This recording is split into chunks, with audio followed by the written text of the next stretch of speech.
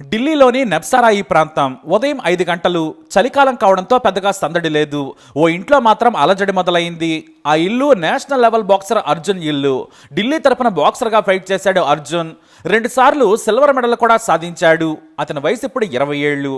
ఢిల్లీ యూనివర్సిటీలో BA second year చదువుతున్నాడు. ఉదయం నిద్ర లేవగానే దేవుడికి దండం పెట్టేశాడు. బెడ్రూమ్లోని షెల్ఫ్లో ఉన్న మిలిటరీ కత్తి తీసుకున్నాడు. ఆ కత్తి తన తండ్రిది. అర్జున్ తండ్రి రాజేష్ కుమార్ మిలిటరీలో పనిచేసి రిటైర్ అయ్యారు. ఆయనకు ఆ కత్తి ఓ జ్ఞాపకం. ఆ కత్తి చాలా పదునుగా ఉంటుంది. దాన్ని ఎన్నోసార్లు పట్టుకుని చూసిన అనుభవం అర్జున్ది. కానీ తండ్రి మాత్రం దాన్ని టచ్ చేయొద్దని చెప్పేవారు. దాని మీద ఆర్మీ అని రాసుంటుంది. దాన్ని తీసుకుని పక్క గదిలోకి వెళ్ళాడు. తన అక్క 23 ఏళ్ల కవిత గాఢ నిద్రలో ఉంది. వేగంగా ఆమె దగ్గరికి వెళ్ళాడు. తల వరకు దుప్పటి కప్పుకొని ఉంది. ఓసారి మొహం చూశాడు.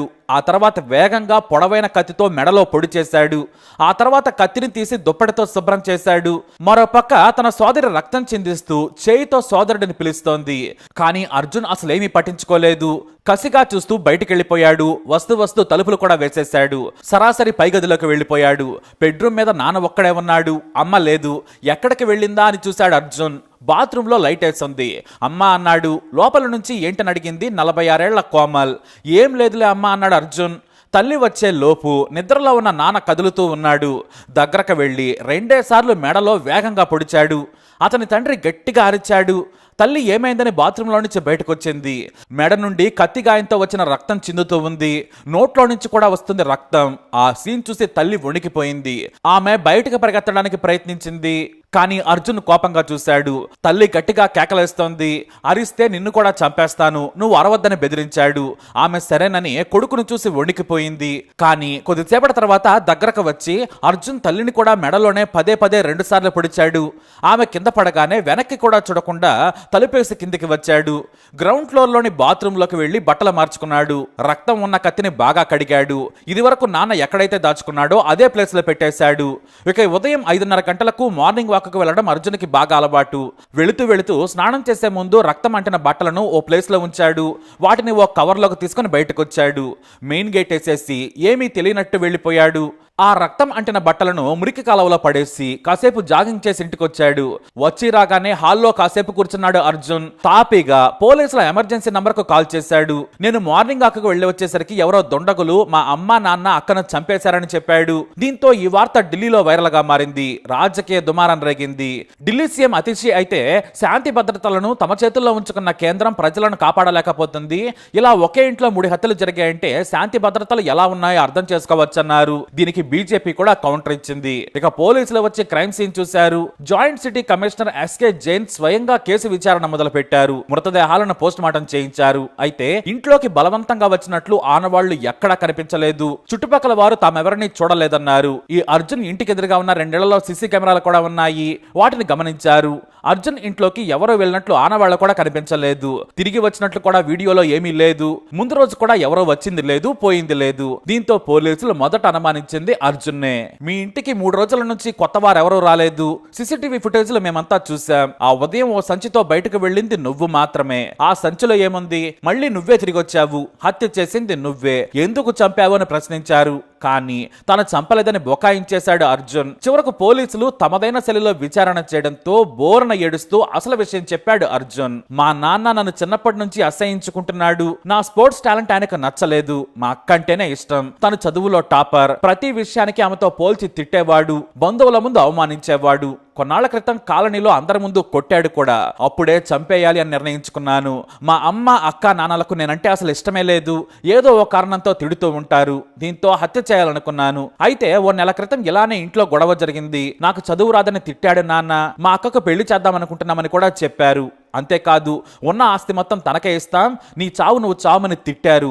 దీంతో వీలైనంత తొందరగా చంపేద్దామని నిర్ణయించుకున్నాను. కానీ ఎలా చంపాలో అర్థం కాలేదు. అయితే కత్తితో మెడ మీద పొడిస్తే అరవకుండా చనిపోతారని ప్లాన్ చేశానన్నాడు. డిసెంబర్ 3న మా అమ్మ నాన్నల పెళ్లి రోజు. ఎవరికి అనుమానం రాకుండా నేను హుషారుగా ఏర్పాట్లు చేశాను. మా అక్క కూడా బంధువులను ఇన్వైట్ చేసేందుకు ప్లాన్ చేసింది. కేక్ కూడా ఆర్డర్ చేశాం.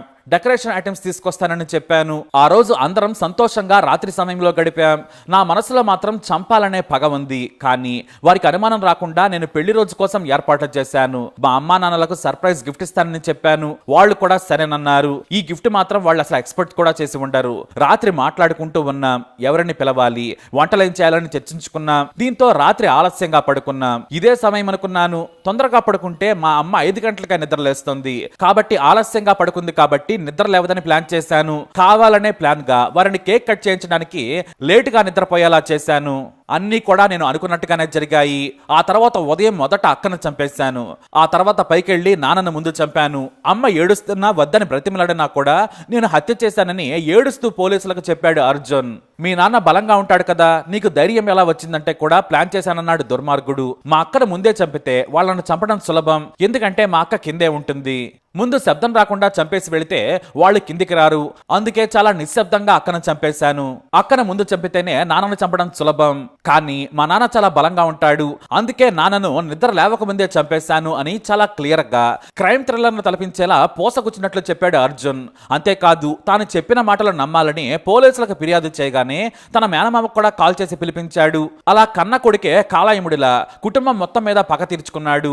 ఒకే ఇంట్లో ట్రిపుల్ మర్డర్ అంటూ 3 రోజుల పాటు ఢిల్లీ రాజకీయాలను ఊపేసింది ఈ వార్త. కానీ చివరకు కన్న కొడుకే చంపాడని తెలిసి పోలీసులే షాక్ అయిపోయారు. ఉదయాన్నే వారి పెళ్లి రోజు సంతోషంగా నిద్రలేద్దామనుకున్నారు. కానీ కసాయి కొడుకు చంపేసి ఇప్పుడు జైల్లో ఉన్నాడు. మరి ఇలాంటి వాడికి ఎలాంటి శిక్ష పడాలి? మీ అభిప్రాయాన్ని కమెంట్ ద్వారా తెలియజేయండి. ఈ వీడియో అప్డేట్స్ కోసం మై ఛానల్ ఫాలో అవ్వండి, అలాగే తప్పకుండా సబ్స్క్రైబ్ చేసుకోండి. इसके पुत्र जो कॉलर कंप्लेनेंट है अर्जुन, उससे भी हमने बातचीत की, पूरे मामले को समझा कि आपको कब गए कब आए। तो धीरे धीरे जैसे जैसे इससे पूछताछ होती रही, उससे इसके स्टेटमेंट में काफ़ी कंट्रडिक्शन मिली और जो ज़मीनी सबूत थे वो इशारा कर रहे थे कि इसमें कंप्लेनेंट अर्जुन ही संदिग्ध है। इसकी हाथ पर भी कुछ फ्रेश इंजरी मार्क्स थे जिसको ये एक्सप्लेन नहीं कर पा रहा था। और इसकी सुबह की मूवमेंट के बारे में जब बातचीत की गई तो वो भी वो प्रॉपरली एक्सप्लेन नहीं कर पाया।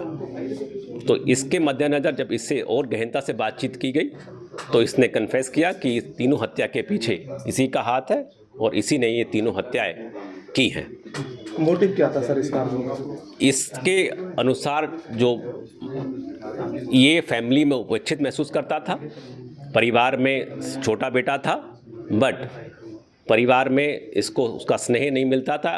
इसकी बहन बड़ी जो पढ़ाई में अच्छी थी उसको परिवार ज़्यादा लाइक करता था और इसके पिता इसके साथ थोड़ी बदतमीजी और मिसबिहेव करते थे।